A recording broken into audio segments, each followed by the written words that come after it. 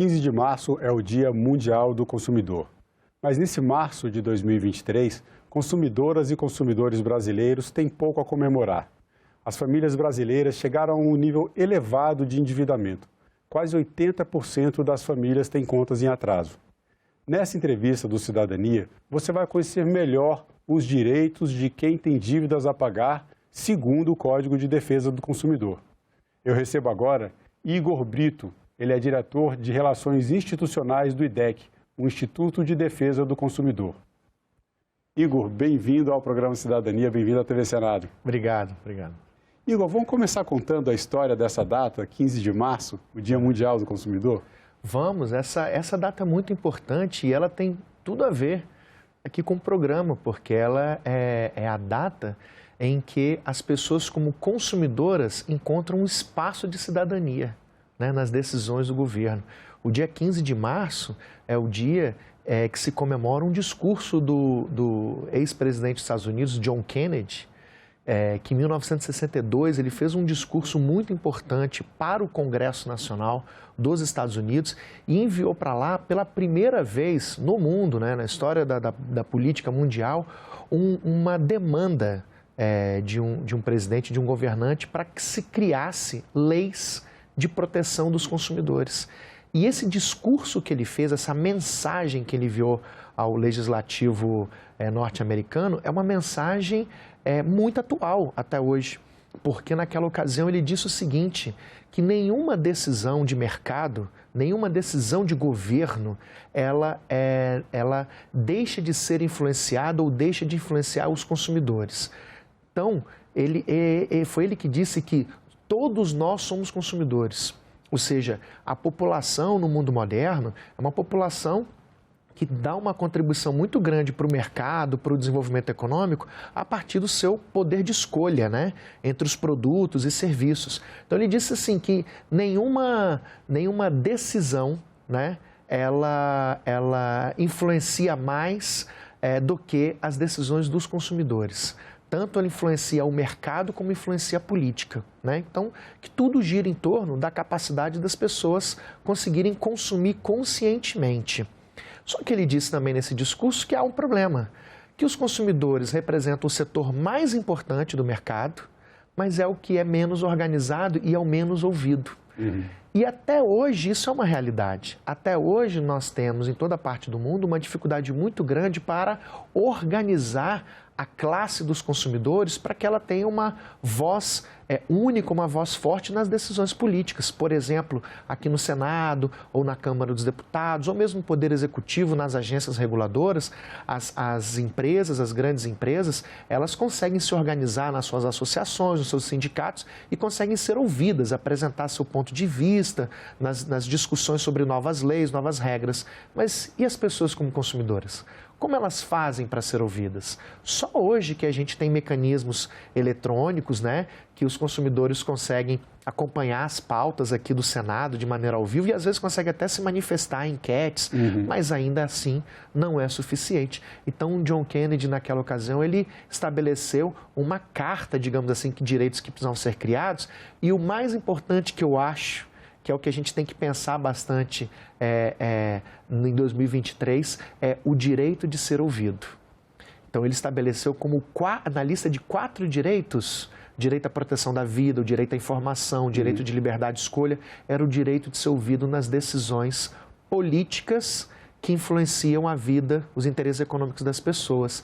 E eu e todos no IDEC acreditamos que esse 4º direito, estabelecido por John Kennedy, né, pelo menos no Brasil, né, até hoje, a gente não conseguiu, de verdade, ter uma estrutura para que esse direito seja atendido. Fazer o exercício desse direito, né?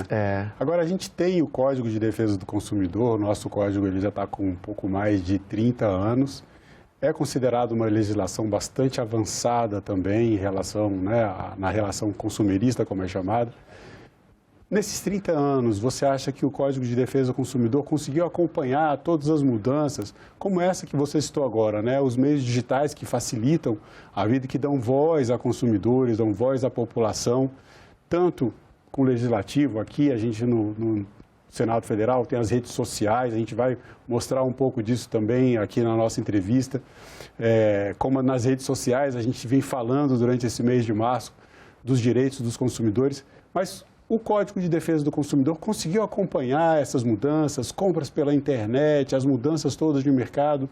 Ainda é uma lei atualizada? Ainda é. Por incrível que pareça, uma lei que foi elaborada antes da internet, antes de termos acesso à telefonia móvel, né? Antes da gente ter os veículos de comunicação assim, tão fortes, né? Tantas opções como a gente tem hoje, ainda assim, aquela lei ela se manteve forte e atualizada até hoje. Isso por quê? Em 1990, nós tivemos aqui no Senado, o Código de Defesa do Consumidor surge aqui no Senado num processo muito importante. Quem elaborou o texto do Código de Defesa do Consumidor não foram os senadores. Quem elaborou foram um grupo de profissionais, de professores do direito, promotores de justiça, grandes nomes da advocacia, grandes mulheres da advocacia, que estavam muito antenadas sobre o que estava acontecendo no mundo, nas leis de defesa do consumidor, nas leis que estavam criando os direitos coletivos, e já começaram a estudar e tentar elaborar propostas. Então, em 1990, o Senado Federal criou uma comissão de especialistas. Hoje isso é muito forte, naquela época então era uma inovação muito grande. Hoje é comum isso aqui no Senado, mas naquela época era uma inovação. Então o Senado Federal criou uma comissão de especialistas para apresentar uma proposta de uma lei de defesa dos consumidores. E essa lei, ela durante muitos anos, ela foi considerada, inclusive pelos países avançados da Europa, como a lei mais moderna de direitos dos consumidores, a lei mais ampla e mais completa de direitos do consumidor do mundo. Nosso Código de Defesa do Consumidor, até hoje, ele é estudado em Portugal, na França, na Alemanha, né? Ou seja, a Europa estuda a nossa lei entre os especialistas dos direitos do consumidor. E por que então essa lei foi tão importante? Por que ela se manteve moderna? Porque foi uma das primeiras leis brasileiras que se juntou uma grande quantidade de princípios, regras gerais, né? Ou seja, regras abstratas, mas que elas eram possíveis de ser aplicadas em qualquer caso concreto. Vou dar um exemplo. Por exemplo, a proibição de que os contratos tenham cláusulas abusivas. Isso foi uma grande inovação, ou seja, a possibilidade de que a gente pudesse assinar um contrato despreocupado com o fato de que se tivesse ali uma armadilha, uma cláusula ali absurda, uma cláusula enganosa. Que normalmente o consumidor vai ter menos conhecimento legal do contrato do que quem está oferecendo serviço ou produto. Claro, o consumidor está em desvantagem na hora de assinar o contrato, né? Ele não tem conhecimento técnico sobre aquilo, ele não tem conhecimento jurídico.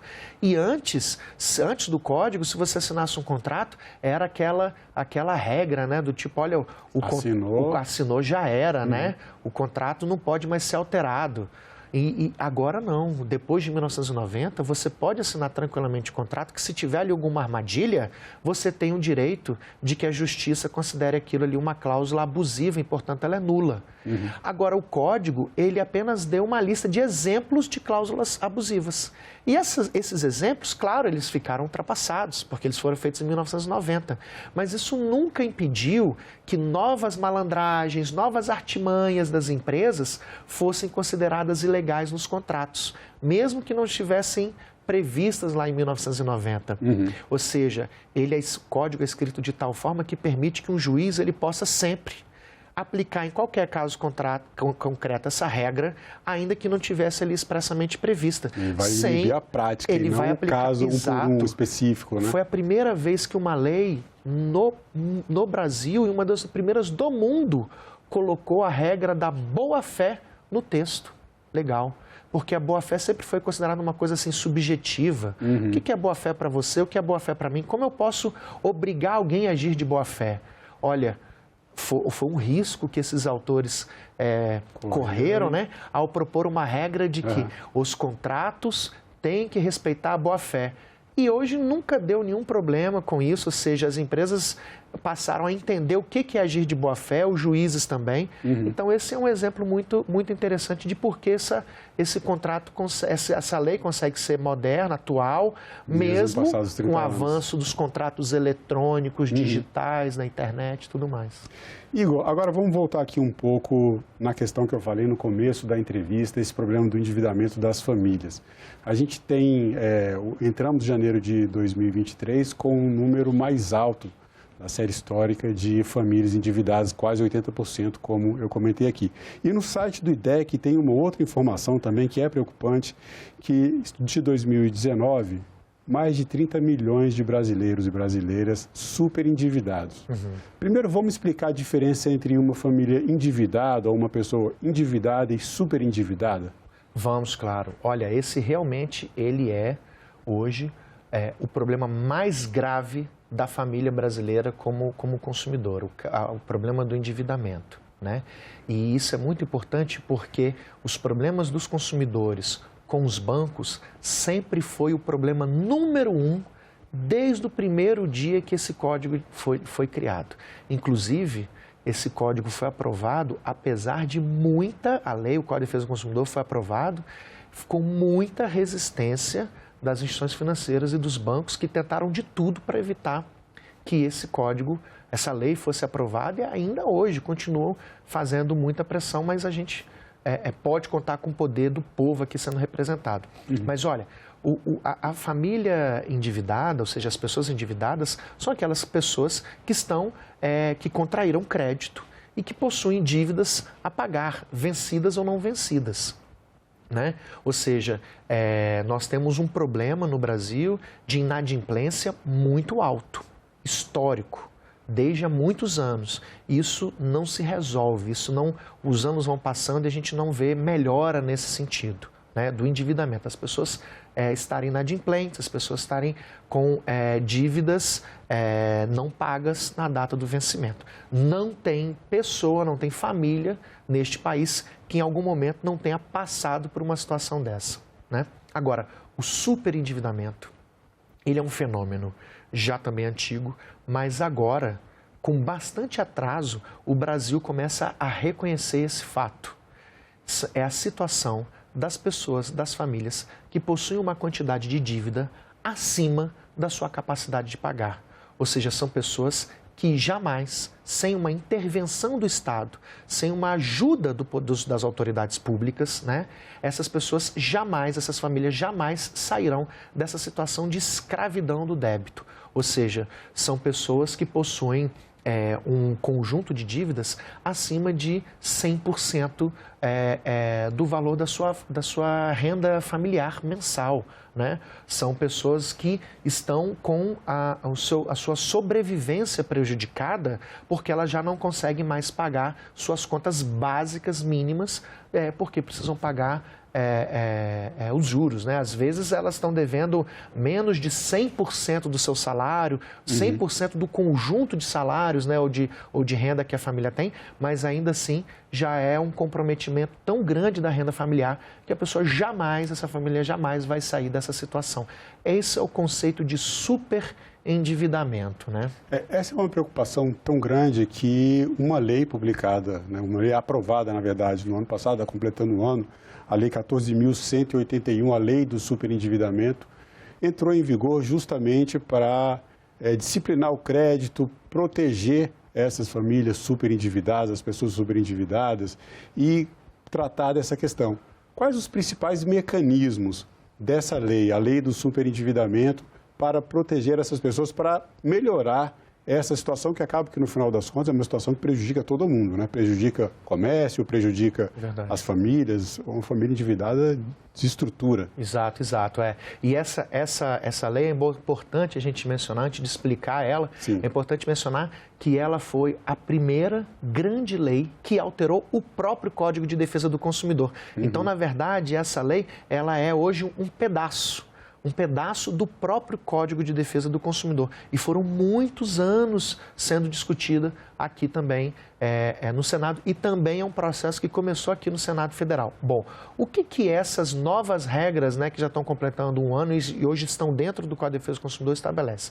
Elas estabelecem o seguinte, que nenhuma dívida, né, nenhum conjunto de dívidas, o conjunto de dívidas não podem afetar o mínimo existencial da família. Ou seja, as pessoas precisam ser protegidas para que o seu conjunto de dívidas não seja capaz de prejudicar a sua sobrevivência, a sua dignidade, o mínimo que ela precisa do seu patrimônio, da sua renda, que seja necessário para conseguir ter a manutenção da família. Como essa proteção pode ser possível agora na lei? Bom, por dois mecanismos básicos. O primeiro é uma tentativa de regular a forma em que o crédito é fornecido pelas pessoas. Então, com as novas regras, nós não podemos ter mais essas práticas irresponsáveis, abusivas, exageradas, de fazer propaganda de crédito, publicidade de crédito para as pessoas, como se fosse uma coisa super fácil, super simples ou super barata. Por exemplo, fazer propaganda dizendo que, olha, emprestamos dinheiro para as pessoas que já estão endividadas ou que já estão com o nome incluído no Serasa ou no SPC, as pessoas que estão com o nome negativado. Ou seja, isso é proibido. E por que isso é proibido? A partir dessas novas regras. Porque isso é enganar as pessoas, né? Se uma instituição financeira está emprestando dinheiro para uma pessoa que está já com sua renda toda comprometida, na verdade, ela não quer que essa pessoa tenha a capacidade de pagar essa dívida. Ela quer prender essa pessoa para o resto da vida dela com juros e juros e juros e ficar renegociando e renegociando para o resto da vida dessa pessoa, para ela nunca mais conseguir pagar, mas vai ficar para sempre pagando juros e juros e juros, né? Então, há todo um controle sobre a moralidade, a boa-fé na hora de emprestar o dinheiro.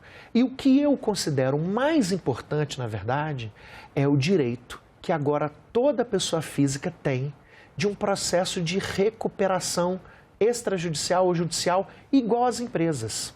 Durante muitos anos, todo mundo sempre ficou ouvindo falar que... Essa também é uma garantia da Lei 14.181. É uma nova garantia da nova lei do superendividamento, exatamente. É um direito que está previsto hoje no nosso Código de Defesa do Consumidor, né? A gente sempre acompanhou vários casos no Brasil de grandes, pequenas, mas especialmente das grandes empresas que estão prestes a falir e pedem a famosa recuperação extrajudicial, recuperação judicial. E o que é isso para as empresas, né? Que já é uma regra antiga, uma lei antiga, que só as empresas poderiam pedir?